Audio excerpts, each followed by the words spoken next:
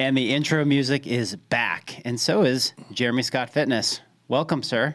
Thanks for having me. Yeah, I think this is 3 times this year. I don't know. You're my number one guest. You know why? Because I like having you on because it's fun, but also we're business partners, and I wanted to wrap up the end of the year with us just kind of shooting the shit, just about whatever. So we'll just kind of have some fun. This is episode 192 of On the Delo.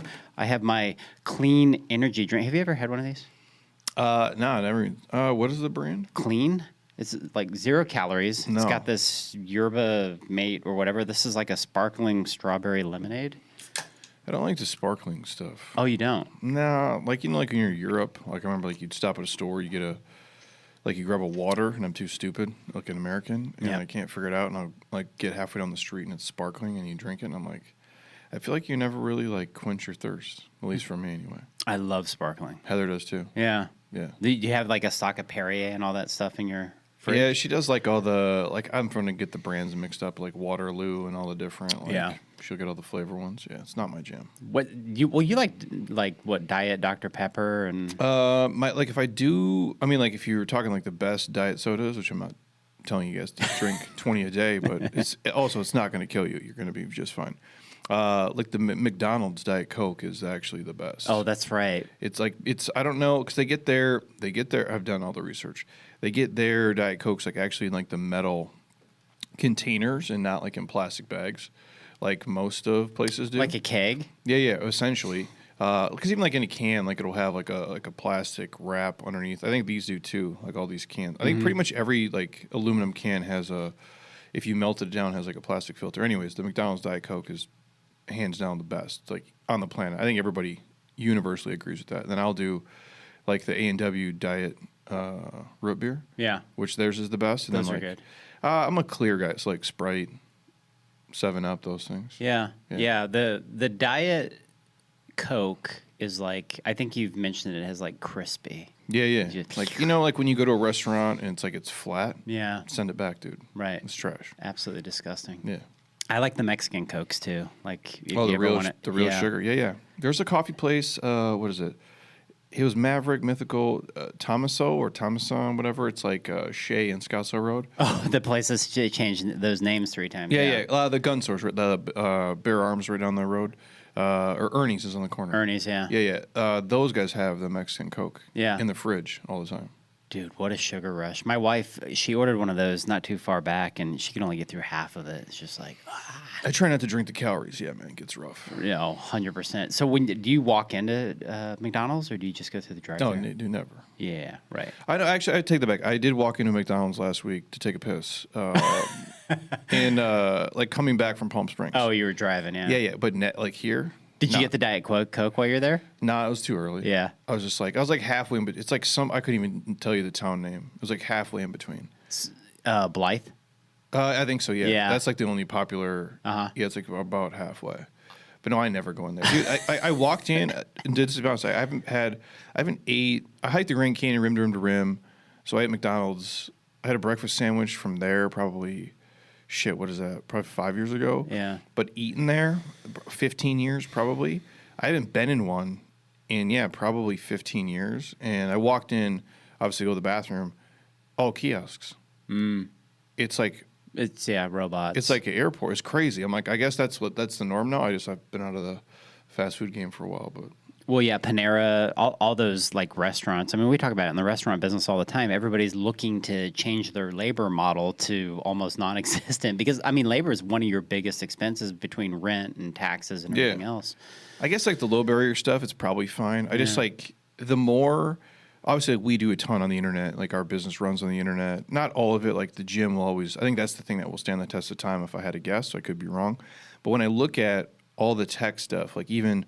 The other day I was on like Verizon trying to get a phone, and I'm not going to share the whole story, but I'm like the amount of piss poor. The worst. Like you're in an AI chat with a bot, and then you get like a person, which it's a real person, I believe, but you have to get multiple to get help. Then we're going to escalate it, and it's like I think sometimes you're just better off going in and talking to a human for 15 minutes. And I made the mistake. I'm like, oh, it'll be quicker online. I'm like, it's actually a way worse experience a lot of times. Now, obviously, Amazon does great, and there's certain companies that have crushed, but it's painful. I couldn't imagine like going to a restaurant, like a real one, sitting down paying, $200-300 for a dinner, and it's like a fucking robot in front of you. Yeah, Verizon. I just had that experience. I had to do some stuff with the business, and I don't know if you have a business account, but we have a business account here, and just to get through all the different parameters to even get to something, to not get an answer, to realize that it was just better to go online, book an appointment. So then I go to the appointment, and unfortunately, that person was pretty much as useless, because the thing with these Verizon stores, and again, everybody, this podcast is going to be absolutely just all over the place, so just bear with us.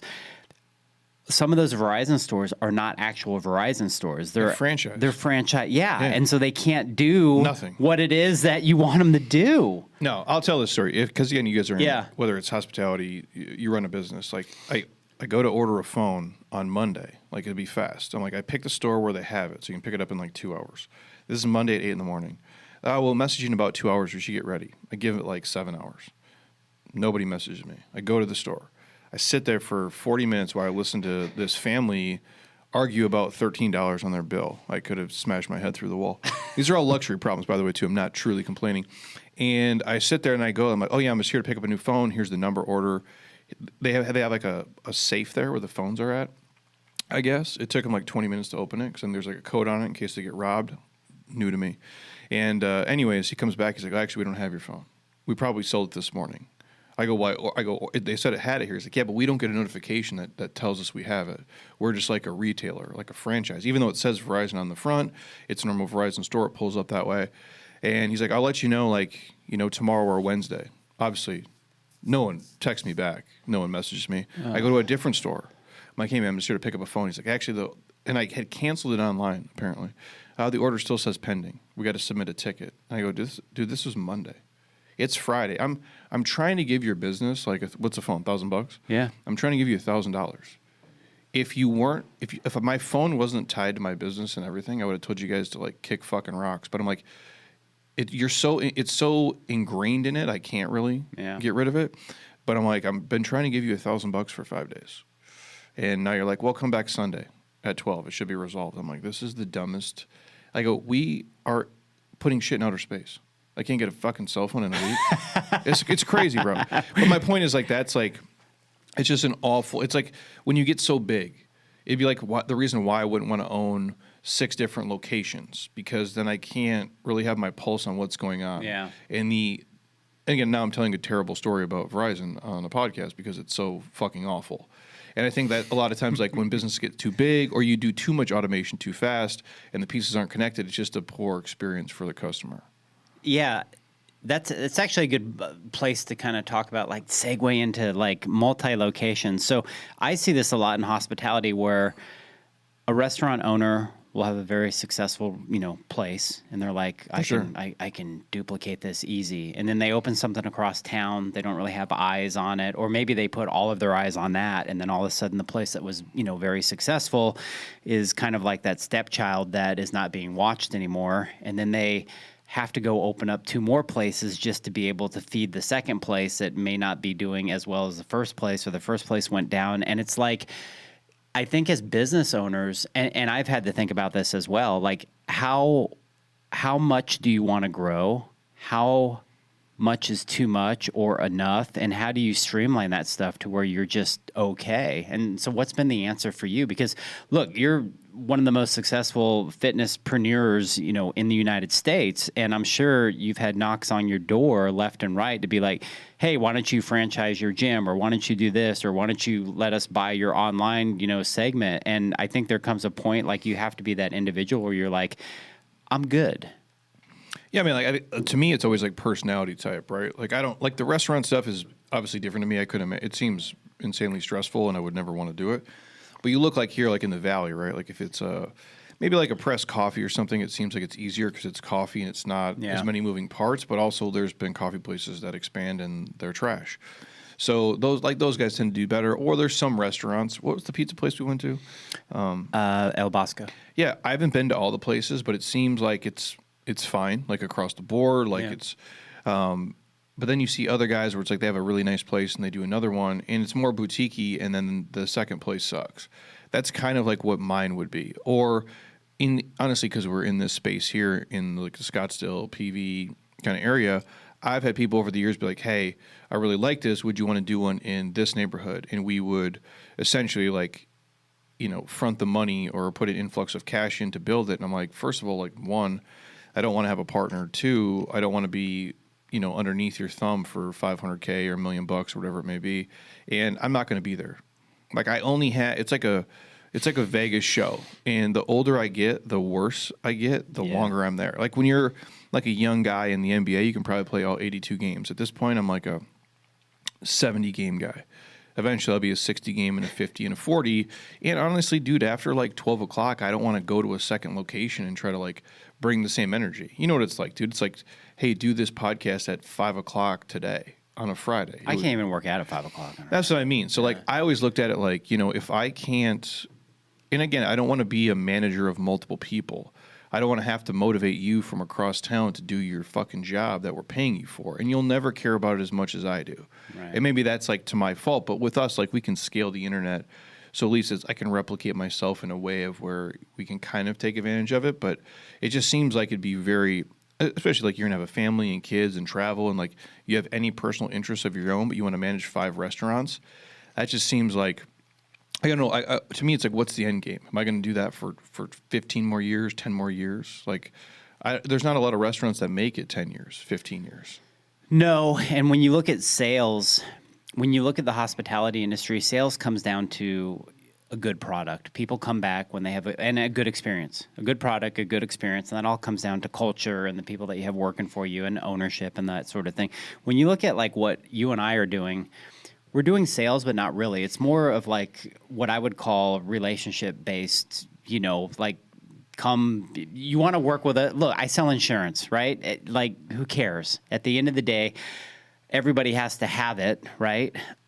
Whether it's per release, whether they want to have it to be protected, whatever it is. And it's like, you can go buy this anywhere. So would you rather buy it from somebody that takes a vested interest in your life and gives you more added value and creates a good experience? Or would you rather just take a chance and buy it from somebody that you don't know, or if something happens, you don't know what's going to happen or not? And it's the same with you. It's like, would you rather come to this community and feel a part of something that you're invested in? And in a way, you're selling, but you're not selling. You're just kind of being yourself. Yeah, but if you think about it, like most services are similar. Like you're solving a problem. Yeah. Like insurance solves a problem. No, typically people don't like it because they only use it if it's catastrophic. And to be honest, like there's a lot of things I don't need insurance for. Like I don't have to have insurance on my house. It's not required. No, you own it. You cash, right? But it would be awful if it burned to the ground. And now I'm like, well, how do I pull $1 million out of my ass, like those types of things. So it's like fitness is the same way. You don't have to come here and exercise. You don't have to exercise at all if you don't want to, but there's like a price you pay on the back end. And so when you understand like your business is, there's nothing proprietary about most things. Like you have a pizza place, you have whatever type of restaurant. It's not, other than like it might taste a little bit different, or you have this, like most people have pizza or fries or steaks or chicken. They're buying the experience, and typically you've created a raving fan is what you're trying to do. Yeah. And they have trust in you when they go out and spend their money and they visit there. It's going to be a good experience. It's worth the money, and there's like a trade value there. That's all any of us really do, and it's what we've done at scale to make it like fun, easy, accessible, and I think that's what most people in business try to do. But again, how do you replicate that? And honestly, like if I'm talking like bar and restaurant stuff, just because that's the podcast. When I see a place that has 4 locations, I almost like don't want to go there. And I don't mean that in a negative way, but it's like, oh, it's a chain.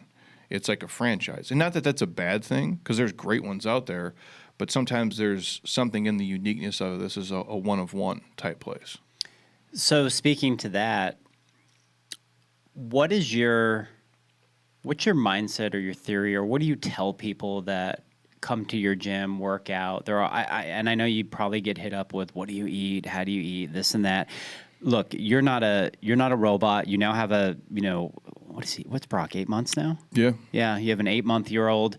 So, obviously you're not taking him to McDonald's yet and doing that and becoming fat dad, because you can't. No. But what the question is, when you go to a restaurant or you're telling people like go out, have fun, enjoy yourself, what are some of the things that you look for, or do you just not worry about it because that's maybe your one night a week to go do whatever? And is there an underlining tone of what you see on social media as far as the bullshit of like, you know, oh, if you eaten, you know, tallow, it's better for you than this and that. Like, what's your theory on all that? Is everybody getting too just worked up about all this and just eating too much, period?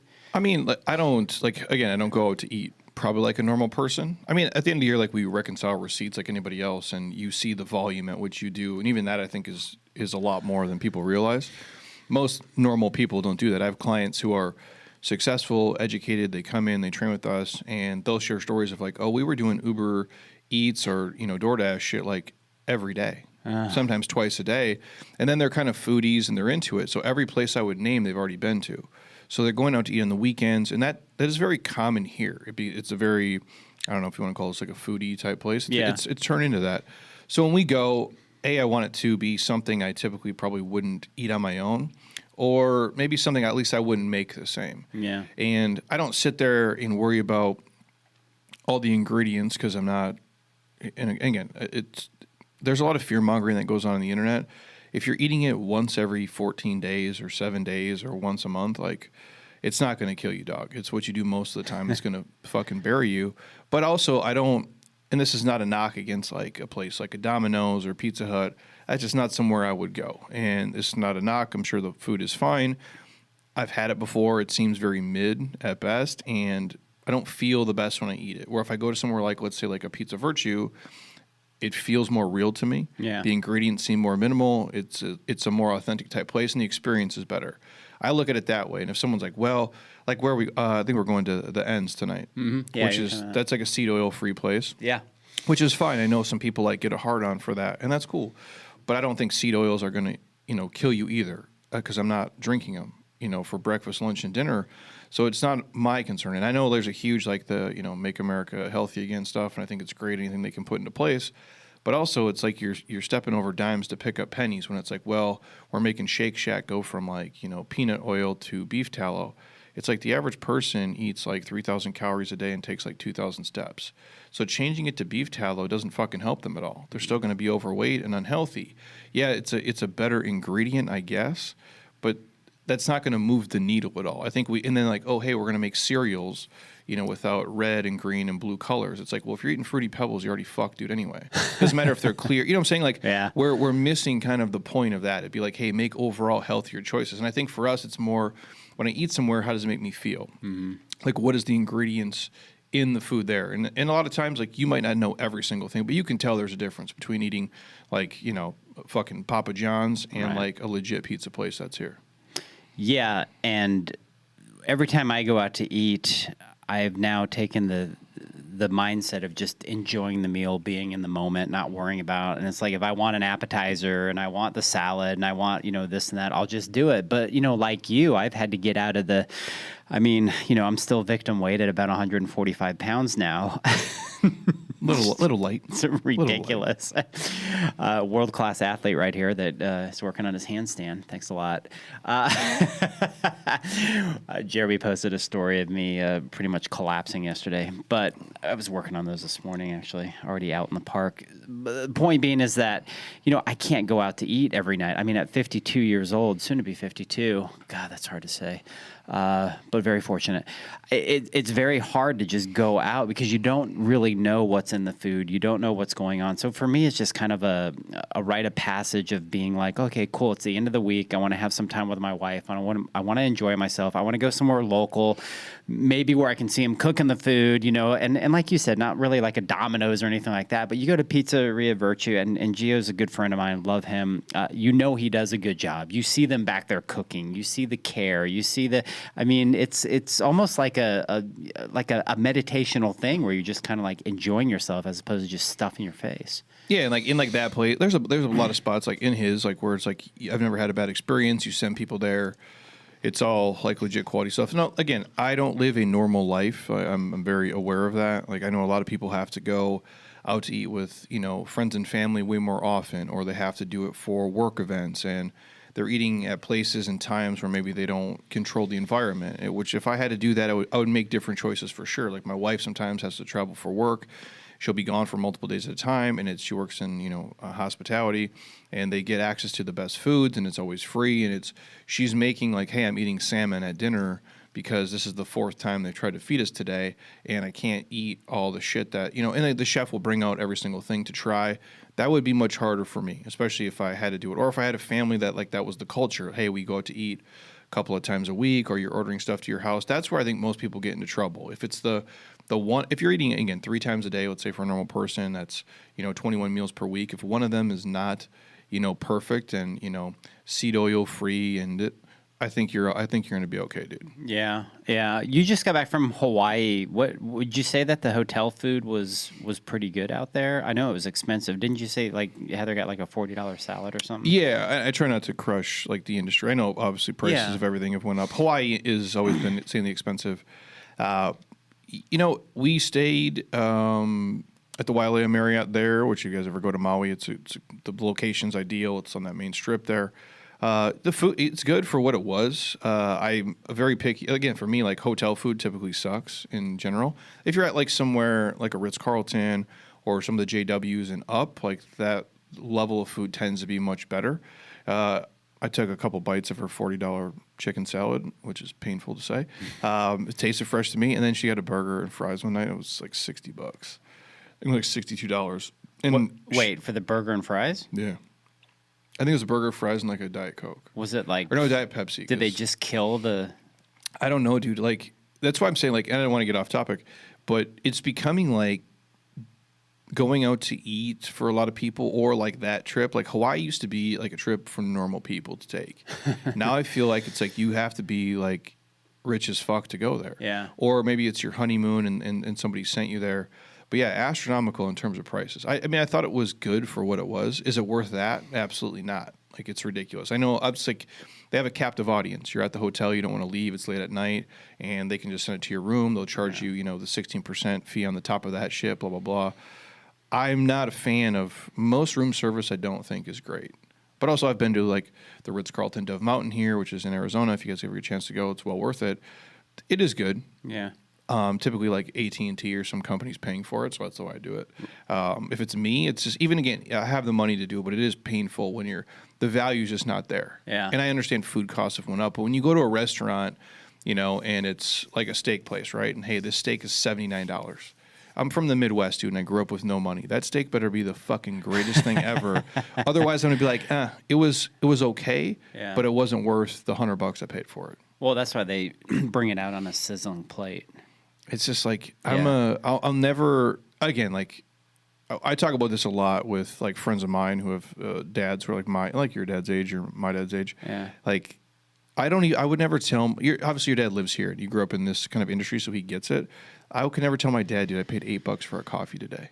No, he'd lose his fucking mind. Or if I said, hey, we're going out to dinner tonight, and that bill's going to be probably $300, if not more. And we'll split it with a couple, whatever. But it's a painful thing to see like how that has escalated and it's become so crazy. And most people can't really, other than like the affluent people, afford to spend $300, $400, $500 on a dinner. When you go visit your dad, like what do you guys go out to eat? No, or never. Yeah. No. Yeah.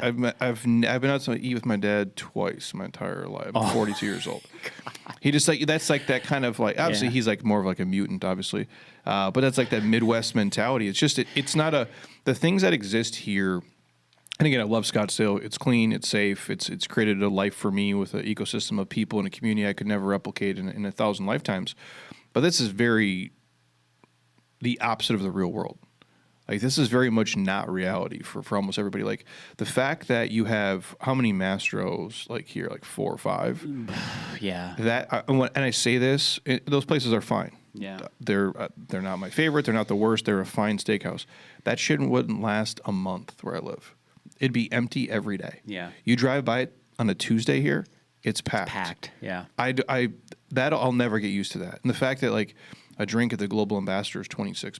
Right. That's fucking insanity, dude. And then people are paying it, and it's just kind of normal.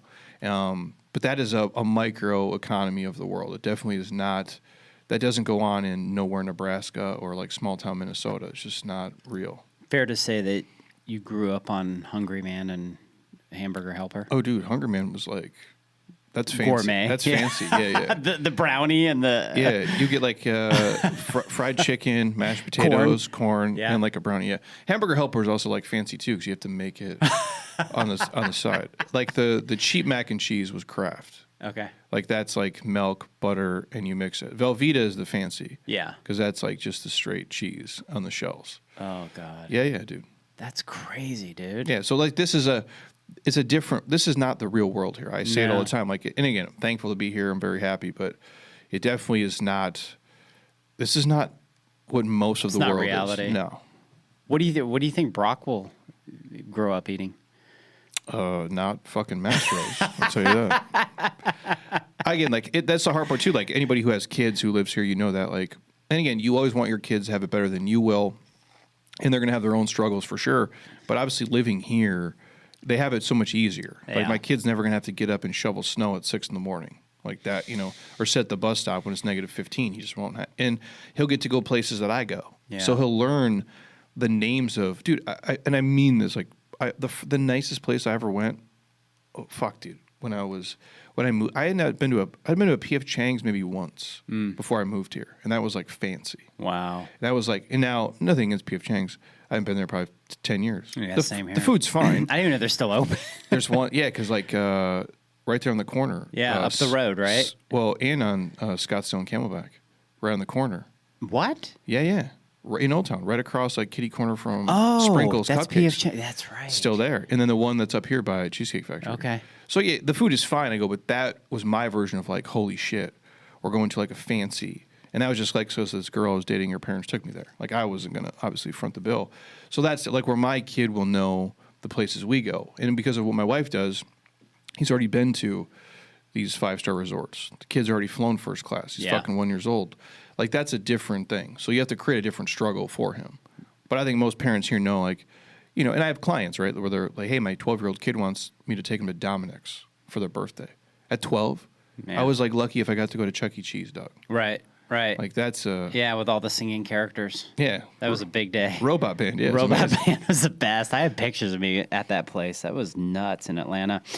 All right. Well, obviously a hospitality podcast, but I want to get into what you and I are doing, and it's the Built Different community. And I want to kind of do an overview of like the last year and get your input on what you feel are some of the trends that are making their way into 2026 and some things that have changed for you, the way that you operate, both from a sales and a marketing, aspect. And obviously AI is going to be probably top of that list, but, just kind of your input on that. Yeah, like for me, like I don't watch a lot of news. I don't follow a lot of things. Anything important is going to find me. I know people say like, oh, you should be educated. I'm like, dude, if it's important enough, like it'll get in my sphere. And honestly, like, what am I to do with like catastrophic information in, a country that's 5,000 miles away? Like, what is Jeremy Scott Fitness going to do to fix it? Like nothing. So I look at like what affects our circle. I look at the economics of just America, even though if we are in a micro economy here, and then I look at the behavior patterns of people buying stuff, because we sell low ticket stuff online as low as $20 a month and stuff that's as high as $500 a month or more.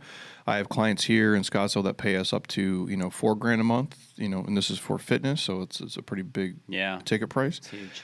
I see those things. I see what consumer behavior is. I look at all of the statistics in terms of like what are, not just foreclosure rates of homes, but what people are falling behind on their car payments, on student loans, and the overall picture. And it doesn't seem great. And then you look at like the stock market's at like an all-time high. The home prices are at an all-time high of unaffordability. You look at the job losses, and then obviously like AI with our space. So with all that said, I do think there's a huge piece for people just getting cut from their current job if it's more white collar, because if they can update and get rid of you for the cost of tech, they will do it. We've done it in our space. Something that we used to pay, let's say for like SEO, like $3,000 a month. Yeah. I can do that now with me and like Monica, who's kind of like my right hand at work. We can pump out, I don't know, I guess it's unlimited what we can do. Before that, like for us to like kind of get some keywords geographically to kind of pull up for like Scottsdale Fitness or Scottsdale Personal Trainer or Best Gym or you name what we want to pull up for, would have cost us $3,000. We might have got like maybe 2 pieces of content, and then we'd get some updates and some Google Pages index. Now, if you go to our website, we pump out a SEO keyword-rich meta tag blog every 2 days. Wow. And we've done that for the past 2 months. And the only reason it's every 2 days is because it's on a timer.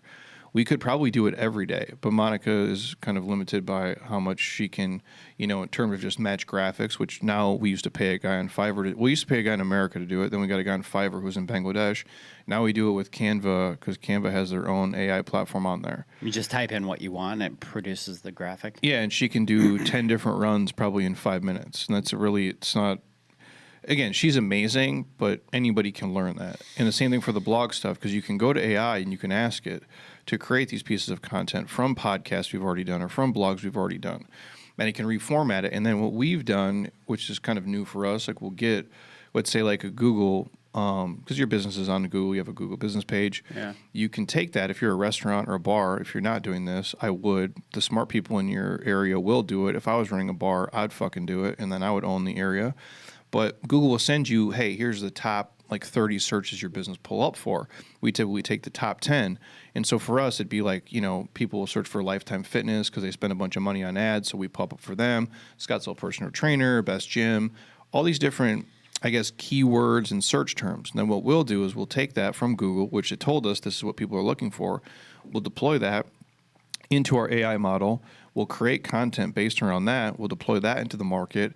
And then now we start to pull up for all these terms higher and higher and higher. So it's like where somebody else doing ad spend actually helps us. Now, if you want to go to Lifetime, you're going to go there. But if not, we'd be like the next option. Now, whether we're a good fit for you or not, we may or may not be. I go, but now you're in our sphere. You come to the site, you fill out a form. And for the first time for me, just because of, and again, I'm not important in any aspect of life, but in fitness, I've been doing this for 20 years. And a lot of people kind of just know I'm around in the, atmosphere. If you're like, hey, if you're in Scottsdale, heard Jeremy's got fitness? Yeah, I probably have. The fucking dude won't shut up about it, and he's been here for 20 years. We get people now to show up who have never heard of me. They're just doing a Google search, and we just pop up. And that's like probably the best proof of, work you could get is that people are just randomly coming into your space. We're getting new leads that are outside of our Instagram and Facebook and YouTube and those types of things. And that's completely new for us. If that didn't exist, I couldn't afford to pay a guy because I'd have to pay him probably $10,000 a month. And like, how long until those leads come in? And if he's doing it for me in terms of SEO, is he doing it for 5 other people too? So we're able to take control of that type of stuff. But no, that's a guy's job we don't pay. The graphics guy we don't pay. Yeah. We've even done stuff in terms of like the Federal Trade Commission changed how you can cancel and sign up for memberships. So we had to change a lot of our membership documentation. I normally would have called our attorney, paid him $400 an hour for it. Now we just go to the AI model, submit the contract, run it against what the rules are, and then obviously it spits us out a brand new contract. We don't even have to write it. Yeah. And so it's cool in a lot of ways, but it's also like kind of fucks it for a lot of people in their jobs in a lot of ways. I do think, if I'm being optimistic about it, obviously it can help your business a ton. There will be a ton of job loss, at least up front, with like a lot of the white collar stuff. I do think over time, in terms of if it's, bar, restaurant stuff, people want to be with people. They're going to revolt kind of against the AI stuff. It might take a year or two where it's like you're seeing so much AI created content, you're getting sick of it, you really don't like it, making it harder for smaller brands to kind of break through and get through the noise. But if you are established already, and you're doing stuff, people will look to you because you're a real person. You have a real voice, and that'll be more important than ever because I feel like you'll be seeing all this like AI-generated shit. You don't know what's real. You don't know what you can trust. Yeah. And so you'll look to somebody who's been doing it for 5 years, 10 years, 15 years, 20 years, and so you're going to stand out even more. It's just you got to weather this weird kind of 2-year window. And if you're somebody who, if your skills can be, completely done by AI relatively quickly, like that would be where I would look to learn how to use these tools versus just get kind of, wiped out by them. I was watching very well said. I was watching a YouTube video last night, and it's this guy. I don't know if you've, what is it? The School Hard Knocks, I think it's called. It's this kid that did a thesis or some sort of project at University of blah, blah, blah. I don't even remember. But he's got like supposedly 17 million followers, and his whole thing is to go and interview billionaires. Oh yeah, I think because Ken McElroy did it like maybe a couple weeks ago, and I know Ken really well. Yeah. Okay. So because he was at the Scottsdale, not the quarter, what's Scottsdale Fashion Square, like sitting in front of Nobu and all that and interviewing these guys. That makes sense. Yeah. So last night we were watching him, and this kind of parlays in what you're talking about. And he's in Beverly Hills, like ringing doorbells and stuff like that, which, probably not the smartest thing to do, but he don't care. Yeah. One guy actually came down because he was waiting for the guy to come down, comes down, gets out of his car, talks to him. And what really resonated is exactly what you're talking about. He was like, what's advice you'd give to the youth or anybody that's starting their business or this and that? And the guy would be like, AI. He goes, just take as much like education classes, learn about AI, learn how to use it, learn it, because that's where all of this is going. And if you do, you'll be okay, And I don't mean like you have to, like, what I'm saying is in terms of learning it, like, obviously, do whatever you want for your life. I'm not telling you what to do. But if I had somebody who came to me and was like, hey, man, I'm really good with these tools, I can help you make your business run smoother, and not even in terms of like delivery, because what we do is a physical thing. And there's a lot of different, like, oh, would you do an AI version of you? I'm like, I can't say yes or no for anything. There's certain things I think are weird about it. Certain things obviously would be beneficial.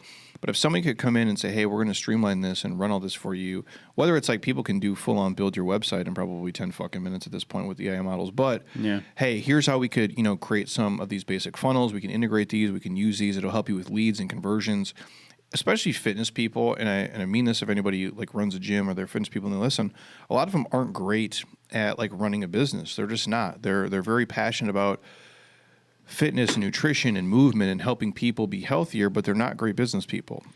And so that would help you guys dramatically if you could have somebody learn those things if you're not going to learn them yourself. So anyone listening, like, yes, I think those are probably the best pieces, because then you're valuable to any business. Because I say fitness, but it's any service business. Yeah, could use you, and they could use you as like a fractional, kind of marketing officer, or you could deploy your stuff against that. Again, if I was a restaurant, it's what I would be doing. And I'll say this: I don't love social media. I enjoy like what it used to be. I sound like a boomer now, but I came up in like the golden era. I started this business before it. I kind of in the heyday of when you were just grabbing shit and everything worked. That's what I came up in, and it was amazing. It's changed a lot now in my industry. It's turned into something I don't really care for. But with that said, it's a utility. It's like having gas or water or AC in your business. You have to have it, and you have to be on there. And I think whether you're great at it or not, just documenting and sharing as much as humanly possible is helpful for you, just to kind of break through the noise, because it keeps you guys relevant and it keeps people seeing you, because it's probably the number one thing like people send me. And what I mean is I don't look at it like a normal person, but my wife very much does. So my wife would be like, oh, I found this restaurant, and it's their fucking Instagram, or it's their Facebook, or it's their social presence. And then you go on there and you scroll through, you look at what does the food look like? What does the restaurant look like? So much of that comes into the decision of me showing up there and going there. Yeah. If it looks like and I mean this in the nicest way possible, like a super Scottsdale place, I probably don't want to go. Yeah. If it looks more like normal and the people there look normal and the food looks like then I'm more like to go. But if you're not sharing, all I'm going off of is like Yelp reviews, and God knows those can be terrible. And so that's where I do think it's important to just have a presence on there and just share as much stuff as you can, because it does set you apart from other people. And that might be the decision versus me dropping $500 at your place or not coming to your place at all. Yeah, attention is value, and we live in a society now where when we're able to get on our phone and get introduced to thousands, if not hundreds within our area of new concepts, it can be overwhelming. But that can also be a gift, because back in the old day, like I saw you post on your stories the other day, and it resonated when we would print out 4 pages of MapQuest, Yes. To get somewhere. How the heck did anybody know what new business was opening back then, what was going on? I mean, it was completely different. You would have to actually run into it, and those people were dependent on the survival of the economy around them.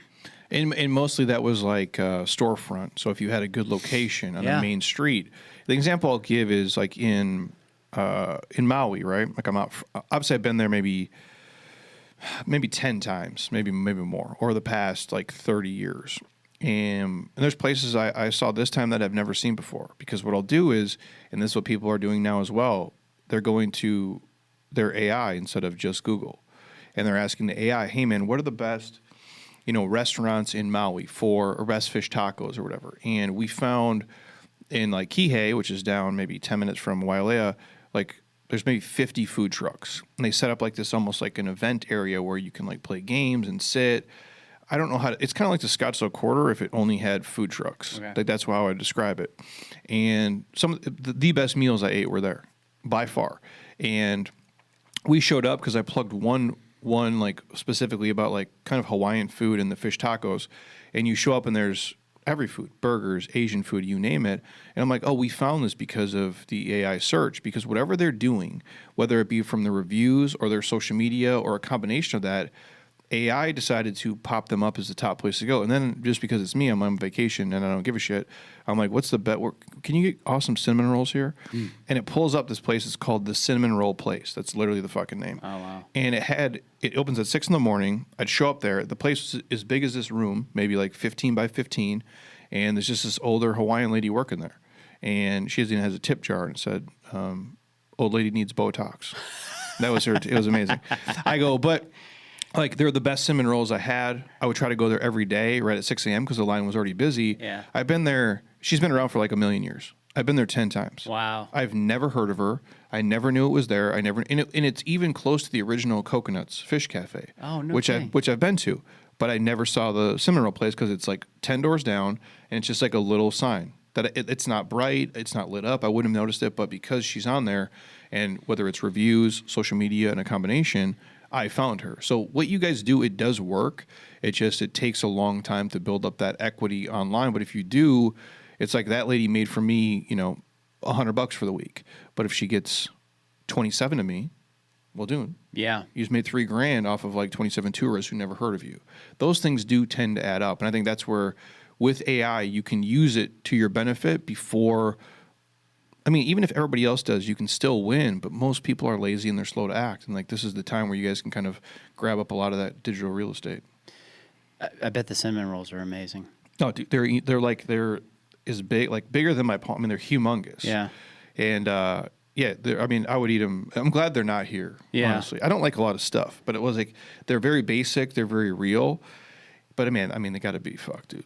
Like 400 or 500 calories a pop. Isn't that wild that you have such because I know you pretty well and you have a sweet tooth, but you have to like maintain your control, don't you? Yeah, I don't eat like, and again, I'm very, probably because I live here. I grew up on like normal like Halloween candy, dog shit. Same. Or like what is the when we're kids, like Little Debbie shit. Yeah. Oatmeal cream pies and shit like Those that. are the best. But like I don't. You couldn't like pay me to. I mean, you could pay me, I guess, a certain amount of money. I probably eat them, but that's not my thing. I like stuff that's closer to. I mean, it's how I feel, and this is not. I've talked about this on maybe here before, or my own podcast many times. Like again, I'm sure the company's fine. I'm sure it's just me. Don't take it personal. The crumble cookies, dude. Yeah, I eat those things. I might as well have drank 15 beers. I literally think I'd feel better drinking 15 fucking Bud Heavies the next day than eating a crumble cookie, because I don't know what they put in them. They do taste great. I've never felt probably worse from eating just like single items of food. Now, where if I go to somewhere where it tends to be, I don't know, like let's say like an LGO bakery or something, I don't know. I don't feel as bad when I eat the stuff. Like, and I don't mean it like emotionally bad. Like I physically don't feel sick. Yeah. Like I feel just fine. And I do better with those types of things. But yeah, no, I definitely 6-7 days of the week I don't do it just because it's like it's an avalanche, man. Like anybody, like if I don't buy Girl Scout cookies and I don't even like them, but when they come to my house, I'm like I just give them the money and tell them to go, because I'm like if I eat a sleeve, I'm like 20 cookies deep and then you're not full. No, it just keeps going and going. So I tend to do like, hey, if I eat like an apple or bananas, like I'm not gonna. I like apples. I'm not gonna eat 7 of them. No, and I think a good thing for me is like those bags of popcorn, the lesser evil. I can eat a whole bag of that, and I'll be pretty taxed out. But at least I didn't like destroy everything, as opposed to eating like a whole box. Like of cookies. when like a microwave pop. Yeah, that's nothing, dude. Yeah, you can smoke those. There is the place here. What is it? I've never been. I'm not a cheesecake guy. but they got me on Instagram. Is it Bantam's Cheesecake? I haven't heard of it. It's all they do there. No kidding. It's like it's not that far. It's like by Ben's place, like Arcadia-ish, Indian school, and like what's Jules Bakeries down there, like 30th Street or some shit. Yeah, something like that. It's all cheesecake. They do like 100 different kinds. And again, cheesecake is probably like one of the worst things you probably eat because it's. Yeah, I'm a carrot cake guy.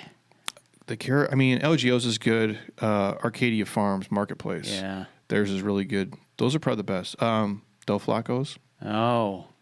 We just picked it up for our friends had a baby last week, so we picked them up Del Flacco's and brought it to their house. They wanted the black and white cookies, which we got them. Heather picked it up, so I didn't get any carrot cake and shit. But their carrot cake there is real too. All right, I'm taking note of that. All right, off topic. So back into kind of business mindset stuff, like.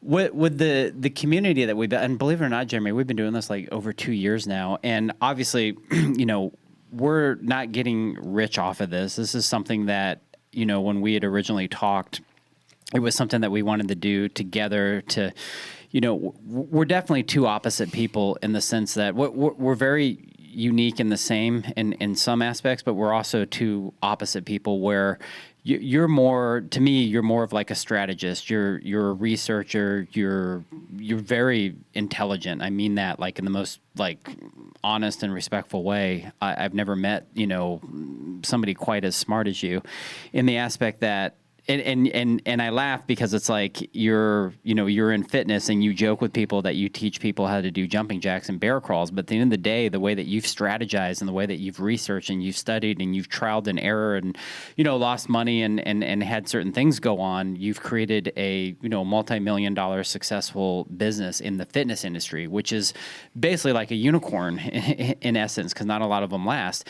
Now, on the opposite end, you've got somebody like me that I'm not that smart, but I'm really good with people. I love relationships. I love the network. I love the whole aspect of, being out at events and promoting and marketing and all that. And that's where I came from. That's how I've been able to develop a boutique insurance agency that specializes in one thing. We do everything, but it specializes in one thing that I've built. And buying bar and restaurantinsurance.com was not brilliant, but it was kind of brilliant, right?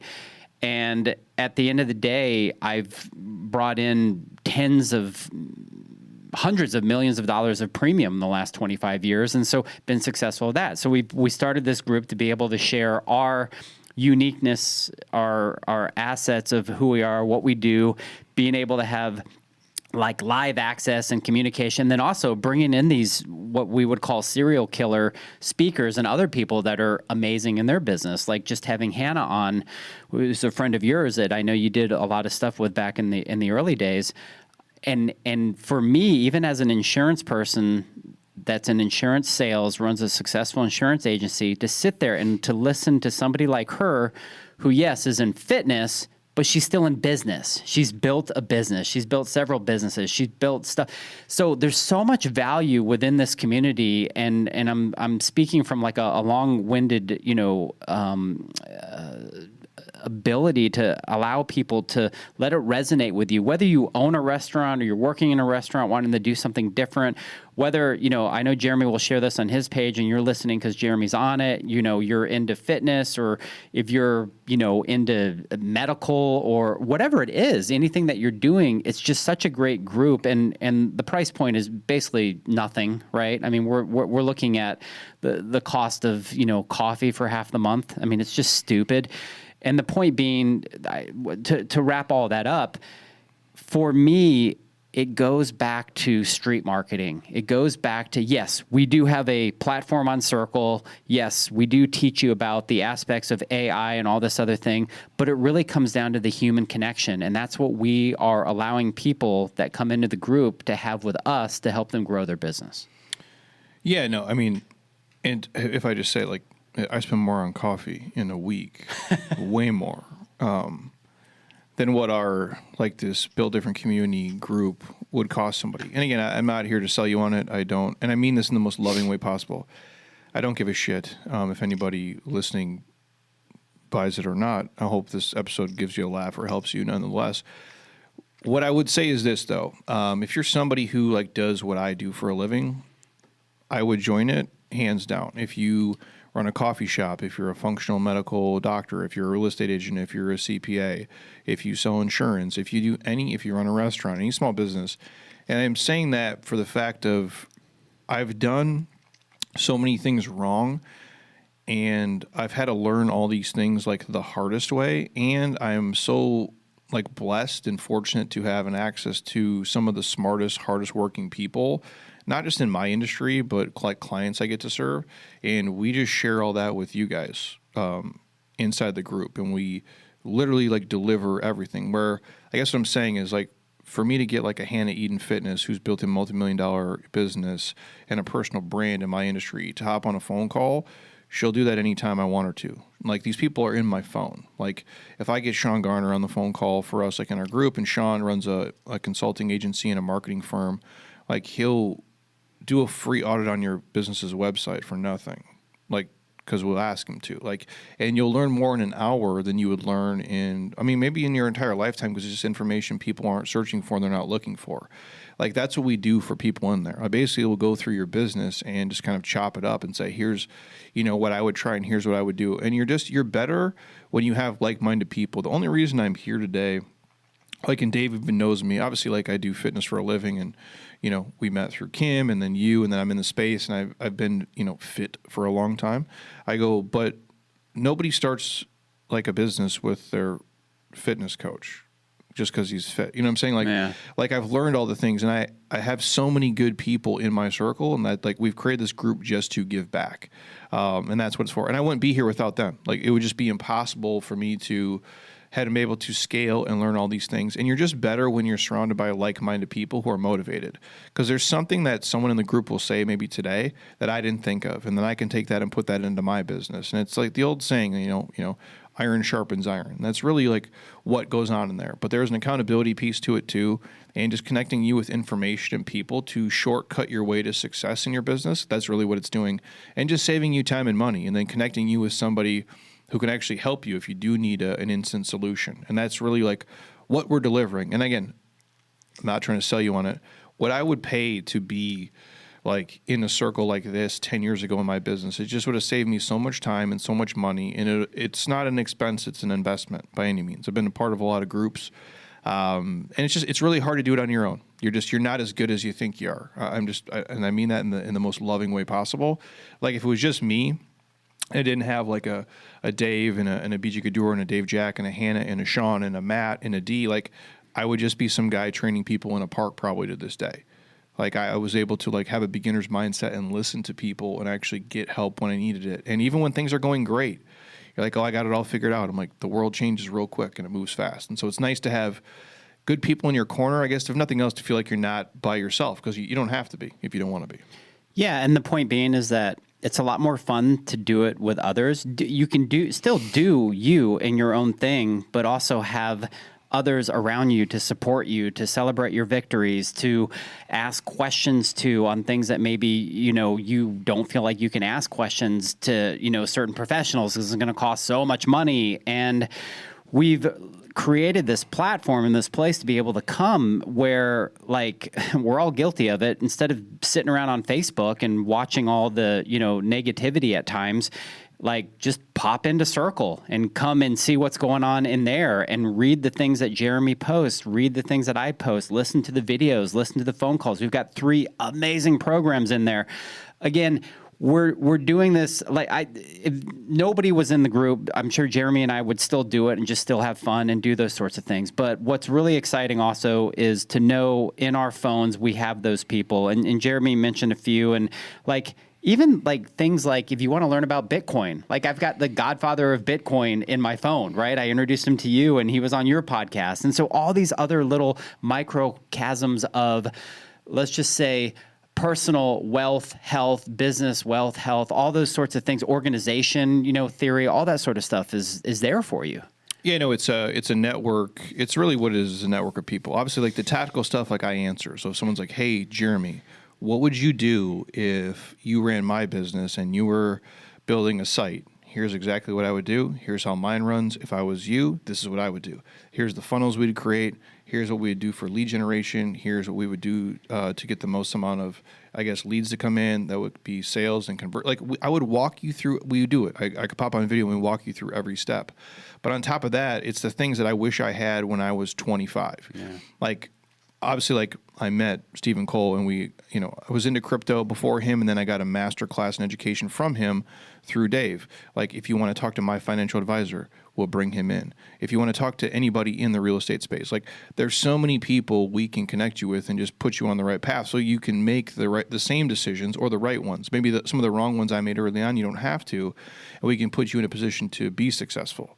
And that's not just with like the actual business part, but in terms of just your life in general. Because I know so many fitness people especially, it's like they kind of just, they love the game, but they don't look at the other pieces. And I'm like, it's very important, like how you guys, not just the money you make, but like how much you save, what you invest, what that looks like. What does that timeline look like a year from now, 3 years from now, 5 years from now, 10 years from now? What is the trajectory of the business? When do you want to, possibly get out? When do you want to kind of change gears? All those different things are conversations we have. But a lot of that comes down to making your money work for you, and we have access to some of the best people just to make life easier. You still got to work your ass off to make this possible. Entrepreneurship is one of the hardest things you'll do because the longer you're in it, the more likely you guys are to fail. Odds are you're not going to run your business for 70 years, and if you do, then it's dead when you're dead. You're probably not giving it to your kid or somebody else to run. So it's like every single day it gets a little bit harder, and there's kind of these 3 stages you live in of like I have the stress of growing, so I'm like, am I going to scale? How am I going to build that? Or the stress of you're just kind of staying the same and nothing's changing, or you have the stress of like it's retracting and it's shrinking and it might die. You kind of live in that space every single day until you're dead. That's just kind of the game we signed up for.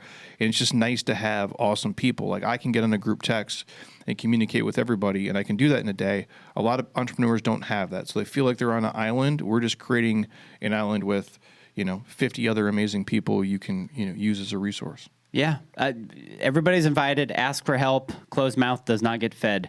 All right, Jeremy, before we wrap up, just, kind of your perspective on your year. What, how do you think you've personally evolved? Obviously, you had a kid, has anything, everything changed for you in that respect? And what are you looking forward to for like next year?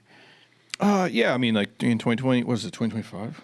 Right now, it still is today. Yeah, my dog died, had a kid, worst day, best day. Yeah. All in the same year. No, it's good, man. Yeah, I can't complain. Obviously, having a kid is a little bit different. But again, I'm an older parent, so it's maybe different for me than anything. You have way less free time. You're not as relaxed, and you sleep less, for sure. But again, like that's like in terms of like business and stuff, my whole thesis forever is very simple.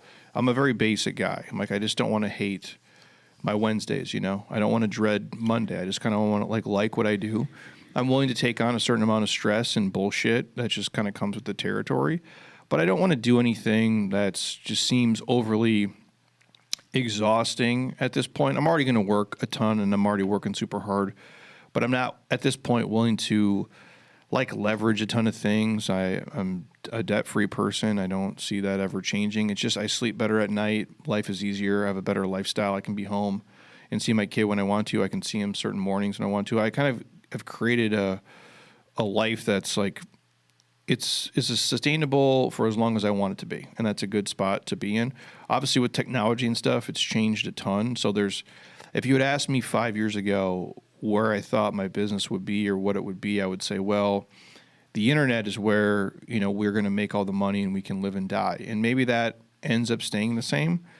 But as I look at it now, I'm like, maybe as that stuff kind of gets weird, maybe the gym becomes the thing and the community, which has always been the biggest piece and the most important piece. Maybe that's the thing that, kind of pushes it through. And that's the thing that even grows even bigger. And then you just charge a premium for your time and that becomes the demand. Like, I don't really know. It's kind of weird, but I don't feel scared or panicked or rushed like I think a lot of people in spaces do, because I've created enough margin in my life over the past, not just this year.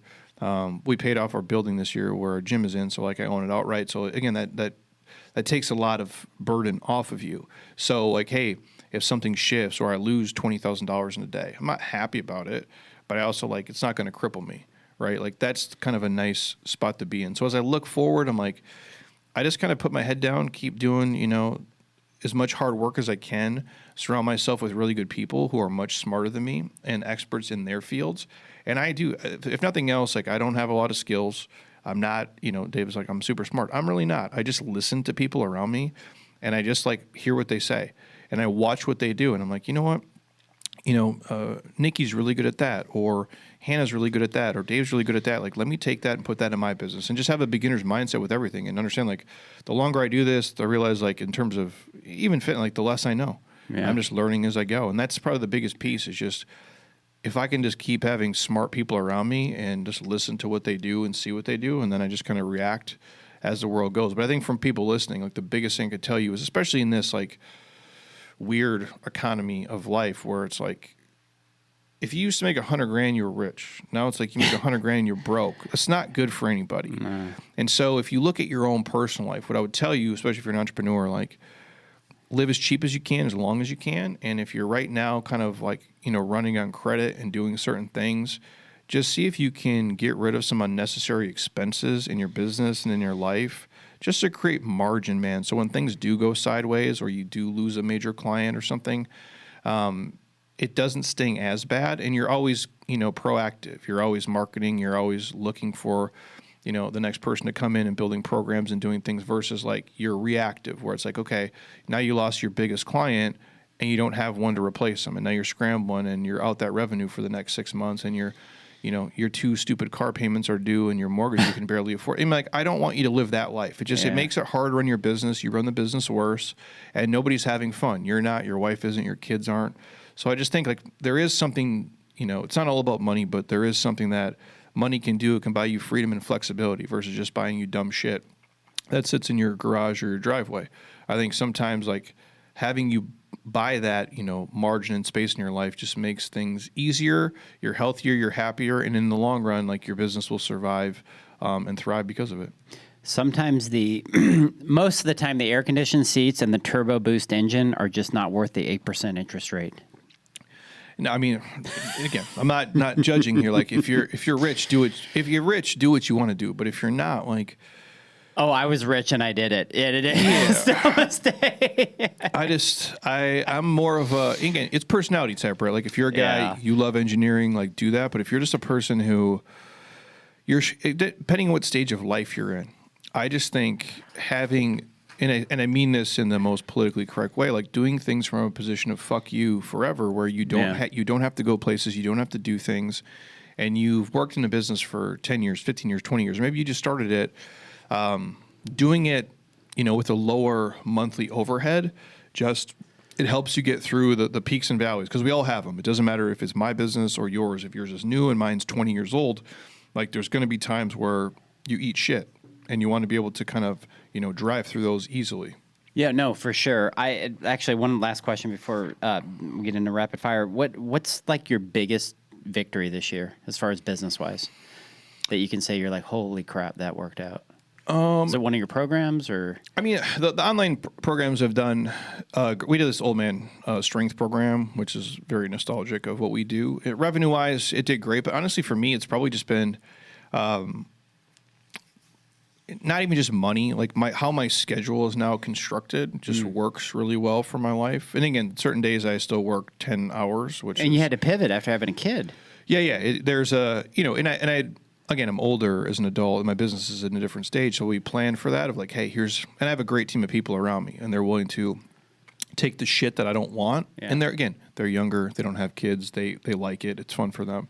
But for me, it was like the relationships with some of the people we've had come in where I didn't see some of this business just showing up. That turned into, literally a couple of individual clients, being worth like collectively like another $100,000. And it's not hard work. They're fun to hang out with. It's cool.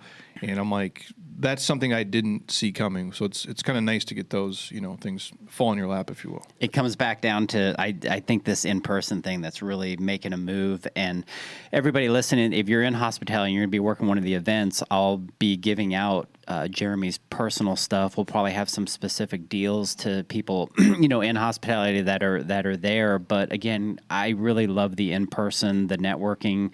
To me, it reminds me of being a kid again when I was working the music business and handing out, CDs for Korn's first album, and people didn't even know who the hell they were. The next thing you know, it's getting played on the radio and they're a multi-platinum record. You feel a sense of victory. I still do to this day of like, wow, that's cool. I helped that band succeed by just being there and being a part of it. Oh yeah, and again, for you guys, if you're the restaurant, bar places, like just the experience you create, man. There's something that people are, and that's from everything. And again, I'm not a huge ambiance person.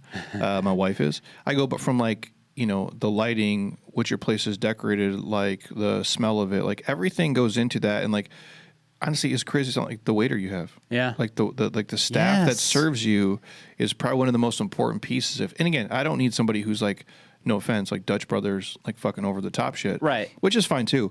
But more so just like, yeah, that was the food was good. The service was good. Like everything was on point. Like, and I'll remember that more than anything else. And again, even if it was expensive or whatever, like, yeah, this was a great, and I'm more inclined to speak on that if I have a good, and that's worth, and again, I'm not saying I'm special, but if I say it's great, people will visit here from out of town and they will go there. Yeah. My clients will go there. It'll become like, oh, now it's their thing.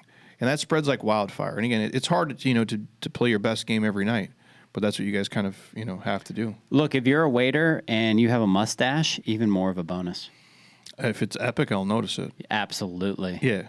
Like, again, if you could be jacked, too. Jacked with a mustache. Yeah. And serve our table.